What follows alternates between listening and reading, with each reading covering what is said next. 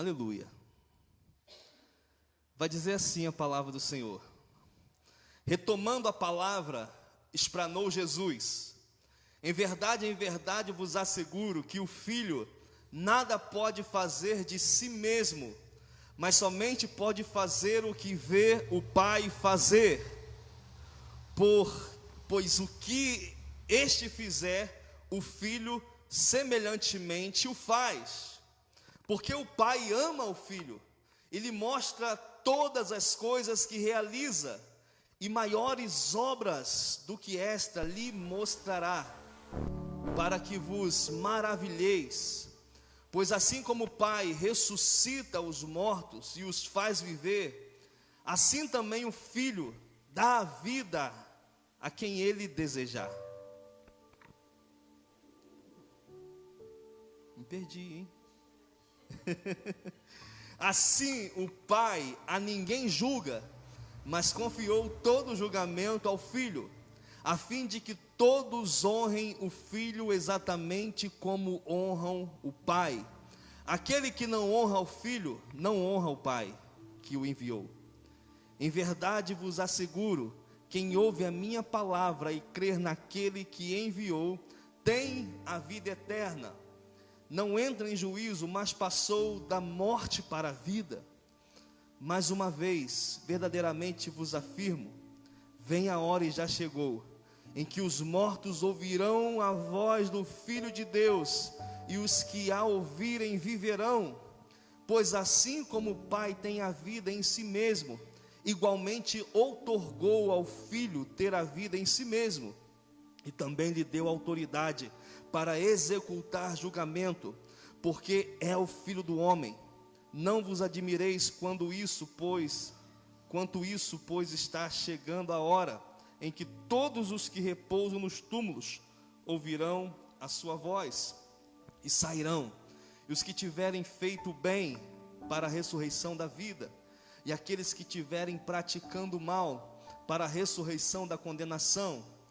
Por mim mesmo nada posso fazer, conforme ouço, assim julgo, e o meu julgamento é justo, porque não busco agradar a meu próprio desejo, mas satisfazer a vontade do meu Pai que me enviou. Amém? Vamos orar? Espírito Santo da verdade, Espírito Santo, traga revelação aos nossos corações, que nesse momento, meu Pai, o teu fluir, a iluminação do seu Espírito Santo possa nos alcançar uma vez mais, Deus, e possamos entender os teus propósitos, entender, Deus, o desejo do seu coração, em nome de Jesus. Amém? Pode se assentar, em nome de Jesus.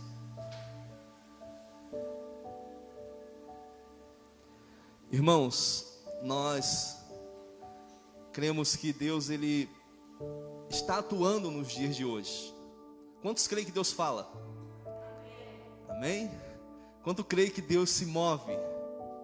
Aleluia! E muitas vezes o Espírito Santo, Ele age mais nos atraindo do que nós, por nós mesmos, vamos ao encontro dEle. Muito mais o Espírito Santo nos convida do que nós vamos ao seu encontro por vontade própria.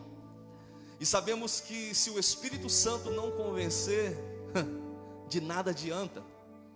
Então eu creio que nos dias em que o Senhor está estabelecendo, no meio do caos, porque nós temos visto o caos sendo instaurado, nós temos visto na sociedade as notícias, que surgem, e todos dizem: é o fim, chegou o fim, Jesus está à porta.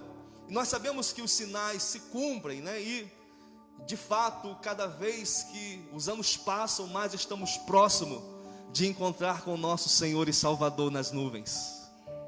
Aleluia! E esse dia será um dia glorioso. Mas enquanto nós estivermos aqui, o Espírito Santo, ele tem uma condução para nossas vidas. Enquanto nós estivermos na terra, a Bíblia fala que Jesus não nos deixou órfãos. Ele deixou o Espírito Santo, Ele derramou o seu Espírito sobre nós. Então eu creio que Jesus, ele cumpriu uma expectativa que estava no coração do Pai. E a decisão nossa é essa nesses dias, que nós teremos que fazer. Nós teremos que optar em fazer o que está no coração do Pai, aquilo que Ele determinou para nós, como pessoas e como corpo de Cristo, como igreja. Porque até o dom que Deus dá a você não é para você, é para o outro. O chamado que Deus tem na sua vida, a cura que Deus estabelece no nosso corpo físico, ou no nosso homem espiritual, até no nosso emocional, Deus não tem a intenção nenhuma que isso fique e pare em você, mas ao contrário, que isso toque vidas, porque todas as vezes que Jesus cura alguém, você vai ver Jesus diversas vezes falando: olha, toma o teu leito e volta para sua casa. Jesus expulsa o homem endemoniado e fala: olha, volta para sua casa e anuncia o que eu fiz. Ou seja, a intenção de Deus é uma construção. Repita comigo: a intenção de Deus é uma construção. E eu lembro de Paulo falando: olha, cada um veja como está edificando, para que ninguém lance um fundamento alheio, cada um veja como que edifica. Ou seja, nós não fomos chamados para inventar nada. Tudo que Deus está estabelecendo já estava escrito antes da fundação do mundo. Nós estamos apenas cooperando com o que Ele está realizando. Isso já nos tira 1000 quilos das costas, porque muitas vezes a frustração vem de planos que nós elaboramos e não vemos se cumprir, não daquilo que Deus está fazendo. Muitas das nossas frustrações é porque nós estamos tão ansiosos com as coisas naturais e terrenas e não percebemos o que Deus está fazendo na história, o que o Espírito Santo está soprando nesses dias e o que Ele quer mover dentro de mim e dentro de você. E Ele quer revelar isso para nós. E uma das coisas neste texto que me chama a atenção em relação a Jesus é que o posicionamento de Jesus quando esteve aqui na terra foi uma posição de reverente submissão à vontade do Pai. Ele se submeteu ao plano de Deus para a vida dele.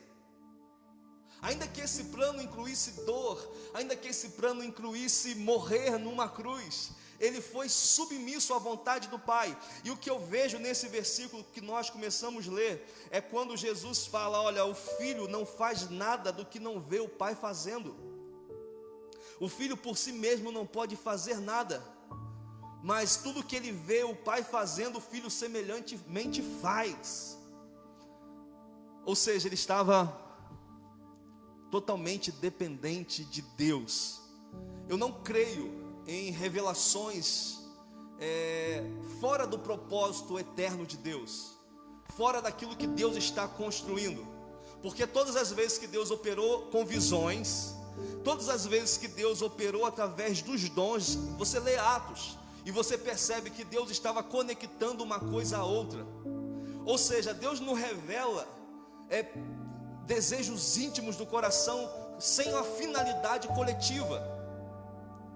Ou seja, Deus não vai me dar uma visão, não, esse que Deus está te dando um carro, a não ser que esse carro sirva para o corpo.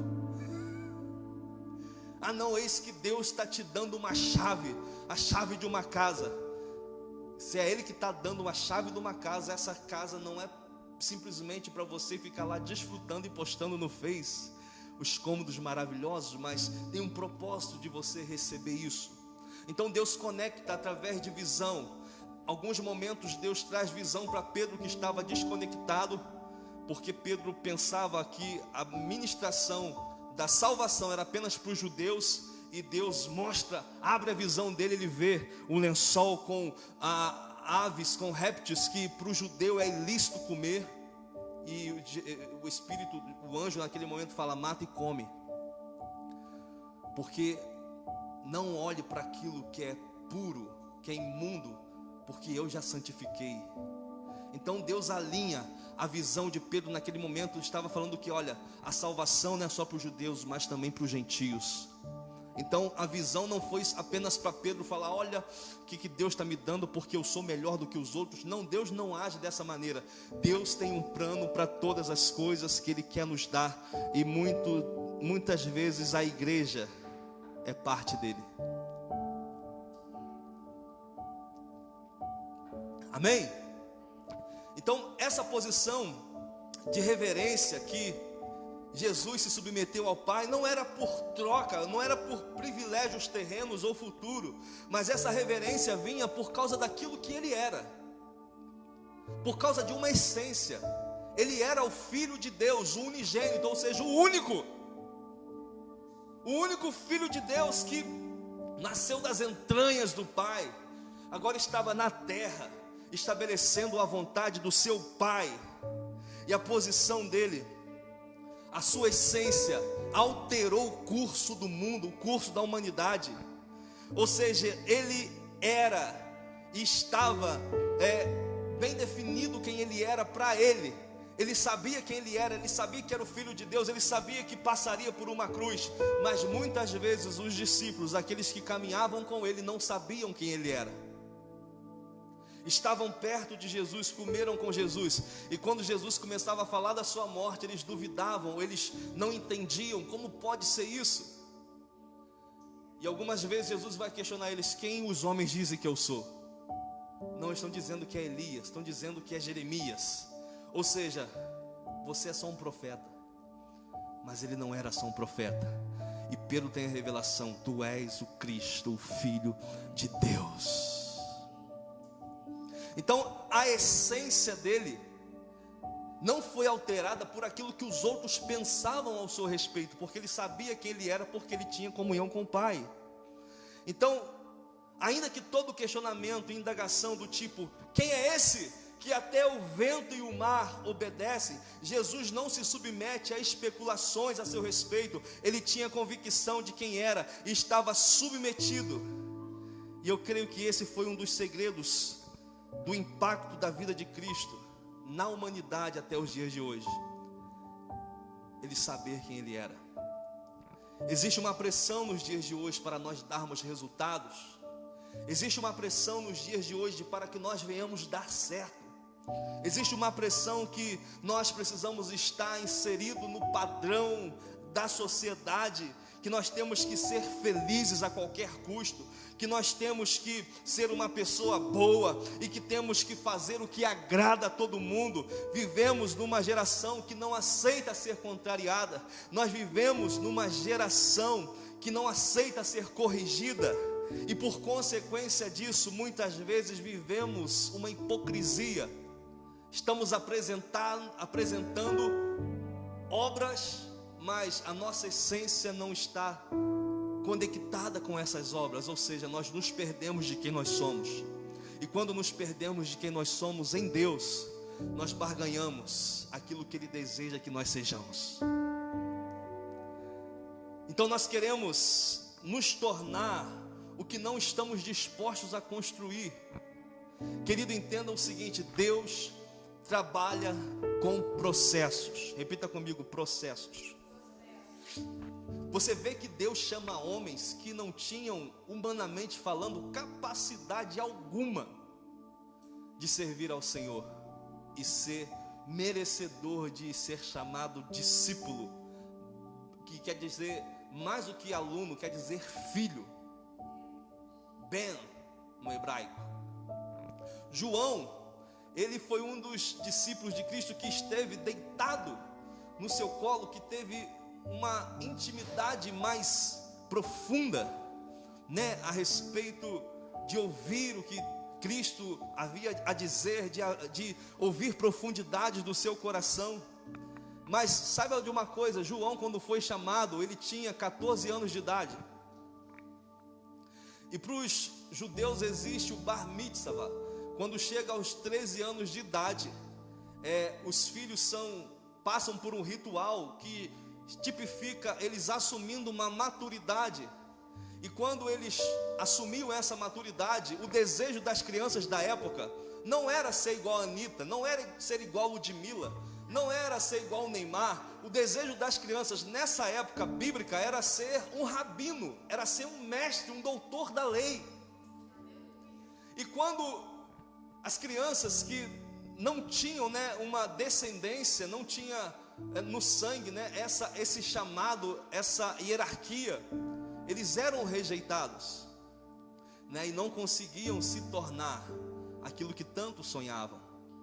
Então Jesus não pegou ninguém dessa linhagem rabínica, vamos dizer assim. Ele pegou pessoas totalmente aleatórias, que não tinham na sua naturalidade condição de cumprir o propósito de Deus, mas graças ao Senhor, porque Ele chamou as coisas que não são para confundir as que são.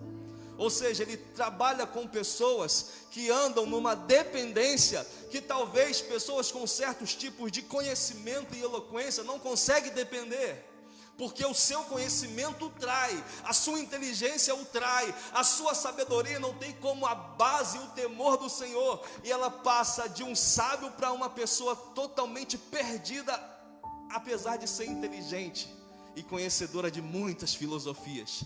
Por isso que Deus ocultou aos sábios e entendidos e revelou aos pequeninos a Cristo. Nós somos um privilegiado, nós somos privilegiados por ter a revelação de quem Cristo é. Aleluia! Então, nesse momento, nós vamos perceber que Deus está construindo, através de Jesus, uma história, um legado, não apenas uma herança que Ele iria dar para nós, mas um legado que iria ser impresso dentro de nós, porque herança é aquilo que as pessoas deixam para você, mas o legado é aquilo que Deus deixa, que as pessoas deixam em você. O que você quer deixar para a sua geração? O que você quer deixar para os seus filhos? Uma herança, um legado. Então, nós estamos construindo, e nós muitas vezes queremos nos tornar o que não estamos dispostos a construir. Queremos dar frutos sem plantar. Essa é a geração dos dias de hoje. Queremos viver o que não semeamos. Não podemos pensar em filhos educados, boas pessoas e honestos, se não estivermos dispostos a ser o que exigimos deles. Nós não podemos viver essa hipocrisia. E se nós vamos ouvir a voz de Deus, a instrução de Deus é: aquele que não cuida dos seus negou a fé. Esse é um princípio que não pode ser quebrado. Por isso que a maioria das vezes o nosso trabalho não é no púlpito, é em casa. Porque se o nosso lar está sendo reprovado, o que você vai fazer no púlpito? Porque aquele que não sabe governar a sua casa, como pode dirigir a igreja de Deus? Então isso fala de fundamentos, de princípios. Então os pais, eles estão educando os seus filhos, não com palavras, mas com suas ações. Os filhos, na maioria das vezes, apenas reproduzem quem nós somos. E isso nos irrita, porque eles, na maioria das vezes, reproduzem os nossos defeitos.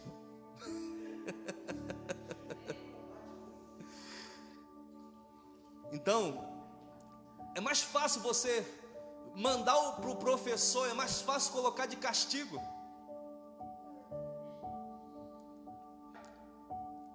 do que você gastar dias e horas e momentos lendo a palavra, desfrutando de uma intimidade com o Pai, desfrutando de uma comunhão com os filhos, brincando, educando na prática. É mais fácil a gente terceirizar a educação do filho, deixar na creche 12 horas por dia, 8 horas por dia, e falar: olha, você precisa ser educado. Como vai ser educado, irmão? Você não está aprendendo com a gente que somos os principais, as principais referências na vida deles. Então essa geração precisa entender que nós estamos numa construção, e construir é difícil. Participa de uma obra para você ver, constrói uma casa para você ver. Tem barulho, tem perigos, tem ferramentas, tem ponta de arame, tem vergalhão espalhado para todos os lugares. Você pode furar, você pode se machucar nessa construção. E nós pensamos que a igreja é um lugar de paraíso. Não, o céu tem que ser aqui na igreja. Não, irmão. Nós estamos em construção. Nós ainda contemplamos Ele como por um espelho. Nós ainda estamos sendo transformados. Ainda existem muitas coisas em nós que precisam ser arrancadas, que precisam ser expostas, que precisam ser curadas. Existem muitas coisas em nossa alma, no nosso homem, que nós recebemos de ressentimento, de falta de perdão. Isso está nos prejudicando, e Deus está falando: eu quero curar você. E esse lugar que eu curo você é um lugar em que você me contempla e deixa eu fazer algo. Nós não podemos pensar numa sociedade melhor sem eu ser um cidadão melhor. Não podemos pensar numa igreja que toca uma cidade sem pensar que Deus primeiro quer tocar a minha vida. Não podemos pensar numa família restaurada sem casamentos saudáveis. Homens e mulheres precisam saber os seus papéis, e o papel do homem não é o papel da mulher, e o papel da mulher não é o papel do homem. Começa por aí. Se nós invertermos os papéis, a casa é edificada fora de um fundamento correto. Então nós vamos ter que debruçar sobre as Escrituras e ouvir o que Deus está dizendo. Porque naquele tempo que Jesus está falando, Jesus está sendo o cumprimento de uma profecia. Jesus foi o Messias. Isaías falou de Jesus, Jeremias falou de Jesus. Em Gênesis, Jesus já havia sido revelado logo depois da queda. Então Jesus estava cumprindo algo que estava escrito sobre ele. E hoje nós temos algo escrito sobre nós aqui, que vai impactar as nossas vidas. Mas essas letras não ficam apenas no conhecimento. Essa letra tem que pular no nosso coração e transformar a nossa essência, a nossa natureza. Porque a religião trabalha com transformar coisas exteriores, mas o Evangelho transforma coisas interiores. Aleluia. Construir uma cultura de submissão a Deus é negar a si mesmo, é ser desconstruído para Deus edificar algo real, valioso e eterno. Amém? A religião pode melhorar o comportamento das pessoas, mas só o Evangelho tem poder de fazer essas pessoas nascerem de novo, a ponto de nunca mais quererem voltar de onde saíram, a ponto de nunca mais querer ouvir o mundo, mas somente a voz de Deus, a ponto de não gastarmos mais tempo com as coisas fúteis e investir tempo naquilo que é eterno, naquilo que é a construção, a obra de Deus. E Jesus fala: olha, o filho nada faz por si mesmo, somente o que vê o pai fazendo. Na Bíblia a mensagem, essa palavra está nessa condição: digo a verdade para vocês, o filho não pode fazer algo de forma independente, mas apenas o que vê o pai fazer. O que o pai faz, o filho faz. O que o pai ama, o filho o que o pai faz, o filho faz. O que o pai ama, o pai ama o filho, e o inclui em todos os seus planos. Repita comigo: o pai ama o filho e o inclui em todos os seus planos. Então, Cristo, ele estava no plano de Deus. E o que te leva a pensar que você está fora dele? Você faz parte do propósito eterno de Deus. Mas uma coisa que nós precisamos aprender é uma reverente submissão ao Pai. Enquanto os filhos de Deus entenderem que Deus não é uma varinha de condão, não entenderem que Deus não é uma varinha de condão, que Deus não é seu escravo, eles vão andar frustrados e decepcionados no caminho. Ou seja, nós estamos indo na frente falando: Senhor, abençoa meus passos. Nós estamos construindo algo e falando: Senhor, abençoa minha construção. Nós estamos indo na frente falando: não, se o Senhor me der vitória, eu vou alcançar isso e eu vou alcançar aquilo. E Tiago disse: olha, vocês que dizem eu vou para lá, eu vou para cá, eu vou negociar e vou ganhar muito dinheiro, vocês deveriam dizer: se o Senhor quiser. Porque vocês são como neblina, que logo aparece e rapidamente se dissipa. Jesus mesmo disse: sem mim vocês nada podem fazer. Ou seja, no lugar que Deus quer nos posicionar como igreja, como filhos de Deus, é um lugar onde nós somos cooperadores de Deus. 1 Coríntios 3, no versículo 8, fala sobre isso. Deus não nos chamou para inventarmos nada, nos chamou para cooperarmos com Ele. Ele fala no versículo 8: ora, uma só coisa é o que planta e o que rega, e cada um receberá o seu galardão segundo o seu trabalho, porque nós somos cooperadores de Deus. Vocês são lavouras de Deus, vocês são edifícios de Deus. Cooperador é aquele que trabalha em algo que já está sendo feito. É ajudante de pedreiro, aquele que bate a massa e dá na mão do pedreiro. E o pedreiro que faz. Nós somos edifício, Ele está construindo algo dentro de nós. Aleluia! Então é mole, no meio dessa construção, nós nos perdermos. Porque é fácil nós oferecermos rituais. Mudar a roupa é mole. Mudar o jeito de falar é fichinha. Subir escadarias de joelho é mole demais. Pagar promessa é mole.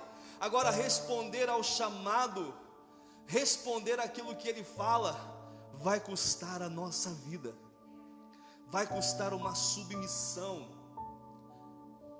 em que o nosso coração se alinha com o coração do Pai.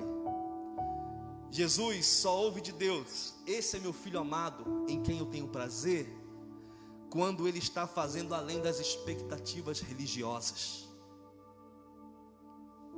Você quer andar no padrão do mundo, no padrão da denominação, no padrão dos métodos, no padrão do coaching, ou você quer andar no padrão de Deus? Nós vamos ter que escolher isso, porque a Bíblia não foi escrita para tratar com coisas exteriores, mas com a nossa essência. E quando João Batista olha para Jesus e fala: esse é o Cordeiro que tira o pecado do mundo. E Jesus chega para ele e fala: eu vim me batizar. E João olha para ele: mas como pode? Eu que careço ser batizado por você, e você quer me batizar? Porque de fato Jesus, ele era aquele que iria batizar com o Espírito Santo e com fogo.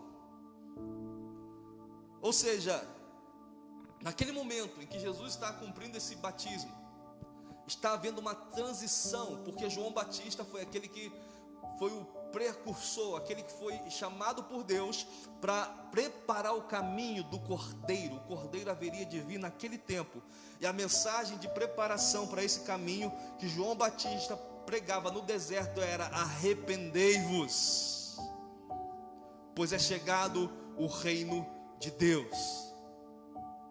Então João estava fazendo parte de uma transição. Por quê? Porque naquele tempo havia muita religiosidade, irmão. Os rituais, o cumprimento dos rituais no templo, ou seja, a política girava em torno da fé. A economia girava em torno do templo. Tudo que se falava em Israel tinha a ver com fé, com a fé em Deus. E no final de tudo isso dava muitos lucros. E o povo tinha a religião na ponta dos lábios, mas tinha a essência corrompida. E João vem trabalhar na essência do homem, falando: vocês precisam mudar essa cabeça de vocês. Vocês precisam se arrepender, vocês precisam ser transformados na natureza de vocês. Porque enquanto vocês estão apresentando rituais, o coração de vocês está longe. Então quando Jesus se apresenta a João, era como se naquele momento João estivesse diante do cumprimento da profecia. Então, quando João fala: eu que careço ser batizado por você, João estava dizendo: você é maior do que eu. João estava dizendo: você tem o que eu não tenho. João estava dizendo: você é a mensagem encarnada, você é o cumprimento daquilo que eu estou pregando. Então eu careço de ser batizado por você, porque o batismo tipificava a morte, ou seja, o pecado sepultado e a ressurreição do novo homem. E Jesus se submete a esse batismo não porque ele tinha pecado, mas por causa do seu e do meu pecado. O batismo foi profético, ele estava dizendo: eu vou morrer quando desce nas águas, e quando ele sobe eu vou ressuscitar. Então, naquele momento de cumprimento, uma voz dos céus soa: esse é meu filho amado, em quem eu tenho prazer. Então, quando Jesus cumpre além das expectativas naturais, o Deus Pai pode falar: eu tenho prazer em você, porque você está dentro do meu plano. E qual era o plano de Deus? Isaías 53:10. Todavia ao Senhor agradou moê-lo, fazendo enfermar. Quando a sua alma se puser por expiação do pecado, verá a sua posteridade e prolongará os seus dias, e o bom prazer do Senhor prosperará na sua mão. O trabalho da sua alma ele verá e ficará satisfeito. Com o seu conhecimento, o meu servo justo, falando de Jesus, justificará muitos, porque a iniquidade deles levará sobre si. Então, naquele momento, o cumprimento da vontade de Deus era: Deus agradou moê-lo. E agora Efésios 5:1 vai falar o seguinte: sede, pois, seguidores de Deus, como filhos queridos, andai em amor, como também Cristo nos amou e se entregou a si mesmo por nós, em oferta e sacrifício a Deus, em cheiro suave. Da mesma maneira que Jesus obedece a voz do Pai, Paulo está dizendo: vocês precisam seguir a Deus, vocês precisam imitar a Deus. Então existe uma construção sendo realizada, e nós precisamos tirar o nosso coração do imediatismo. Nós precisamos tirar o nosso coração toda ansiedade. Você entende que Deus está cuidando de você? Você entende que Deus ele está escrevendo algo que nós precisamos ouvir?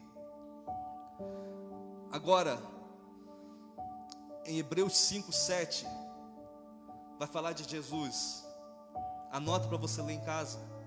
Durante os seus dias de vida na terra, Jesus ofereceu orações e súplicas em alta voz e com lágrimas àquele que o podia salvar da morte, sendo ouvido por causa da sua reverente submissão. Jesus ofereceu clamor e clamou a Deus, ofereceu orações em súplica em alta voz.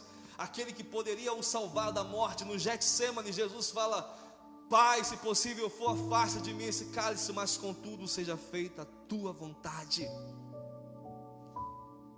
E a Bíblia fala que ele foi ouvido por um motivo: por causa da sua reverente submissão. A nossa submissão hoje está provocando um nível de autoridade amanhã, que vai impactar vidas, que vai impactar gerações. Mas se você continuar lendo os versículos seguintes, você vai ver que isso não é para criança. No versículo 13 vai falar: quem se alimenta de leite ainda é criança e não tem experiência no ensino da justiça, mas o alimento sólido é para os adultos, os quais pelo exercício constante tornaram-se aptos para discernir tanto o bem quanto o mal. Então o alimento sólido é para pessoas que pela prática da justiça, pela resistência, pela submissão, durante o seu período de transição, o seu período de peregrinação na terra, foi obediente até a morte, foi obediente até ver o cumprimento do propósito de Deus na sua vida. O problema é que a gente não quer crescer. Você sabe aquele filho que está há 40 anos, mas mora com o papai?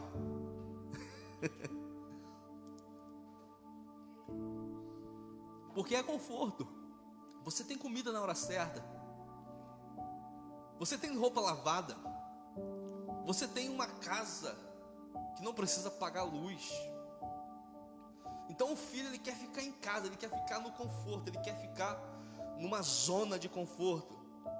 Então o Espírito Santo está nos impactando para a gente sair dessa zona de conforto, para a gente não pensar como a religião, para a gente não pensar com a cabeça denominacional.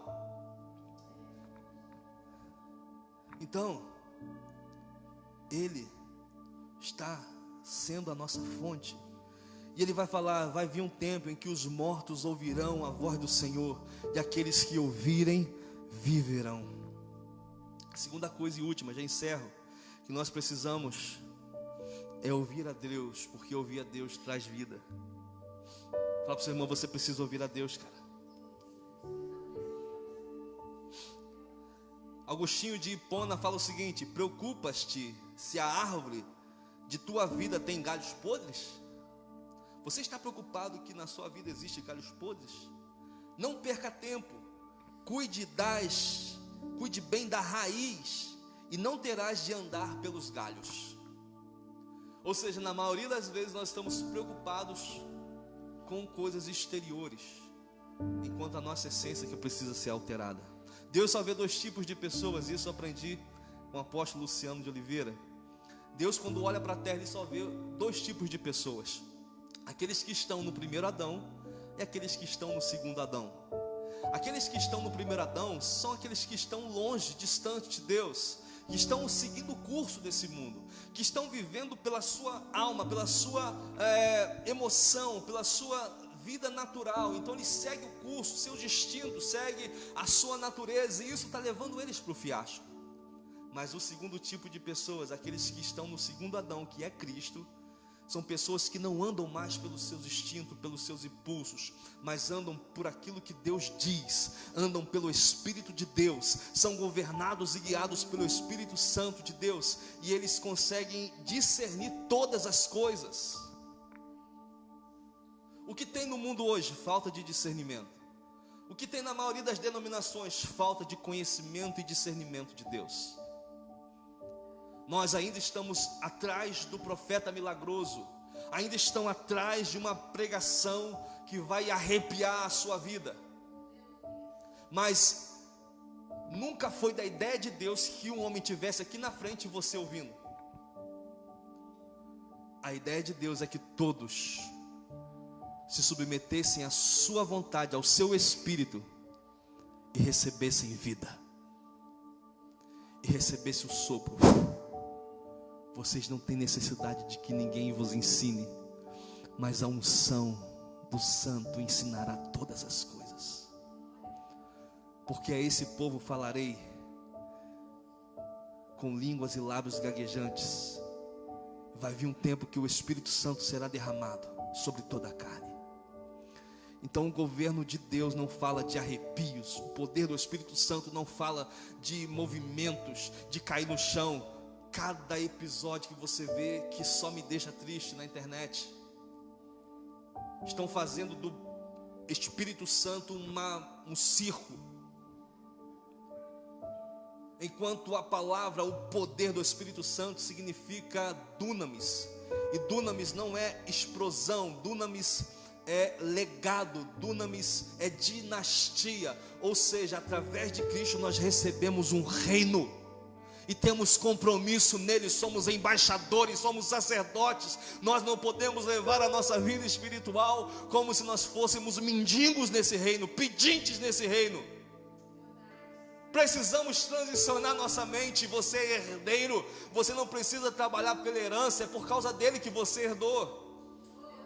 E a vida de Deus está fluindo em nós. Um pai está gerando algo em nós, ele está proporcionando algo em nós que não vai acabar se nós não passarmos num concurso, se nós não recebermos um diploma, mas aquilo que ele plantou é eterno.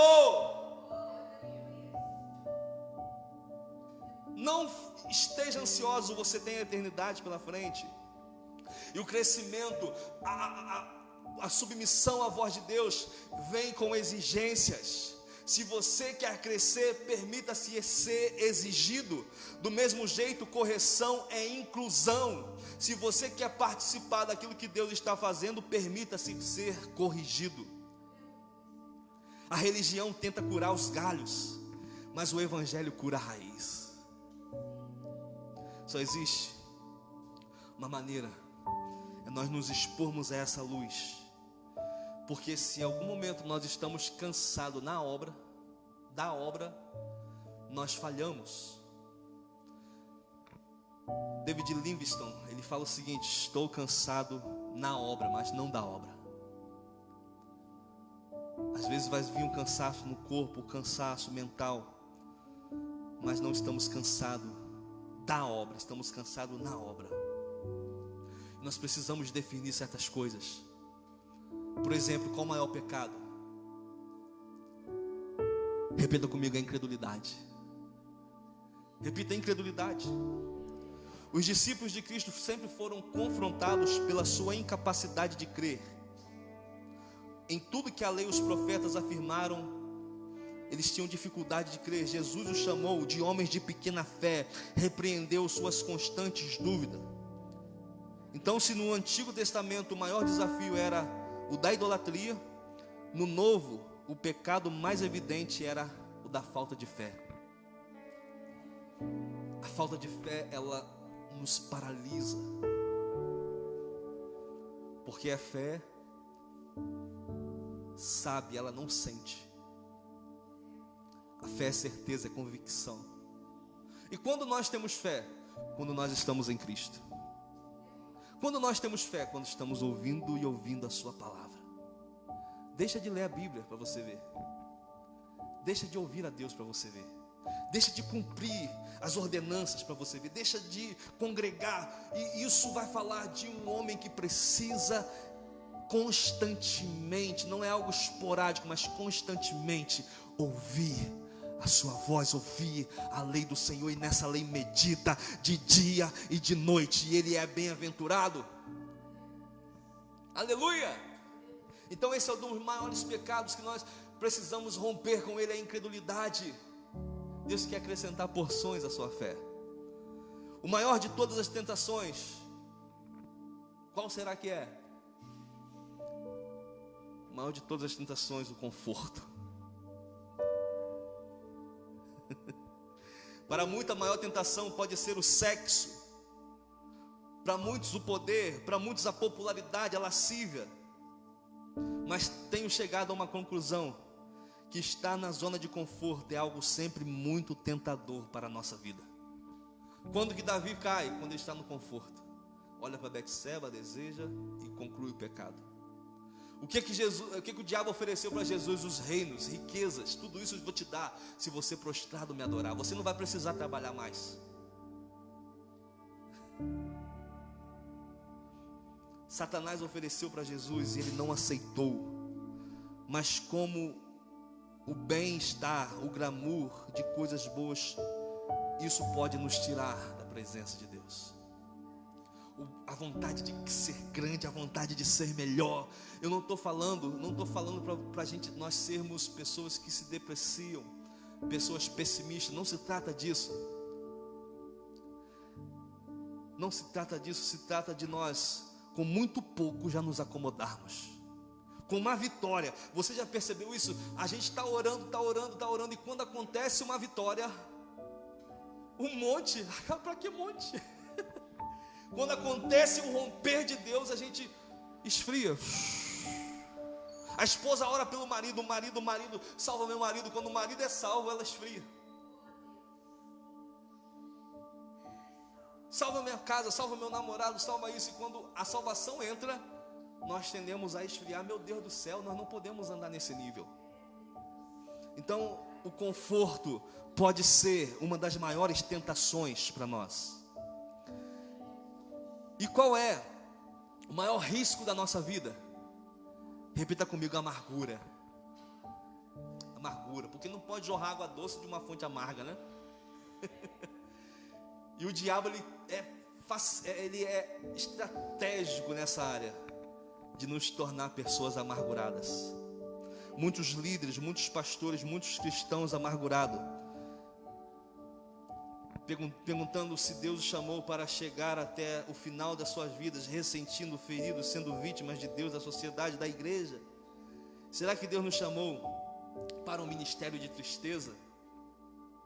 Ressentimento é como estar enterrado na areia. Os anos passam e você está lá. O tempo passa e você está lá. As estações mudam e você está lá. Sempre no mesmo lugar. Quando nossos corações estão feridos, quando nosso coração está magoado, Só existe uma escolha e nós não podemos fugir dessa escolha, que é perdoar o ofensor. E perdoar nem sempre vai falar de que, ou seja, pedir perdão nem sempre fala de que nós estamos pedindo porque estamos errados, mas fala porque nós entendemos o Evangelho.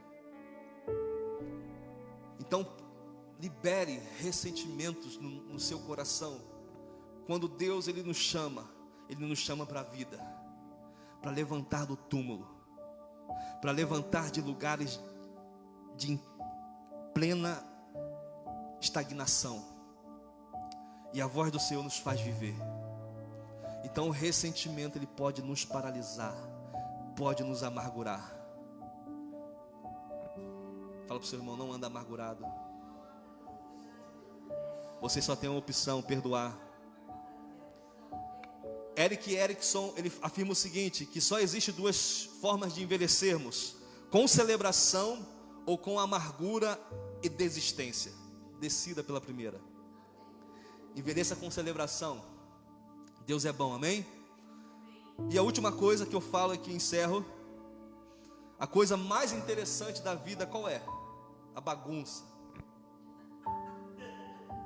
Na obra de Deus tem bagunça, irmão. Não tem nada no controle, está no controle dele, mas dos nossos.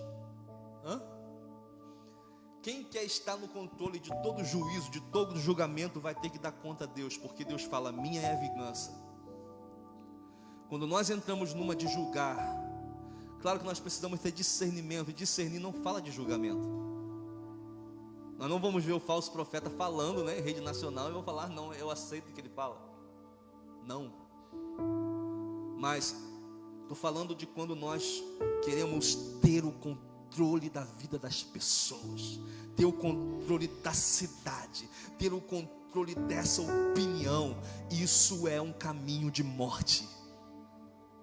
Não, mas essa pessoa tem que pagar, mas ela tem que sofrer, Deus vai colocar na cadeira de roda.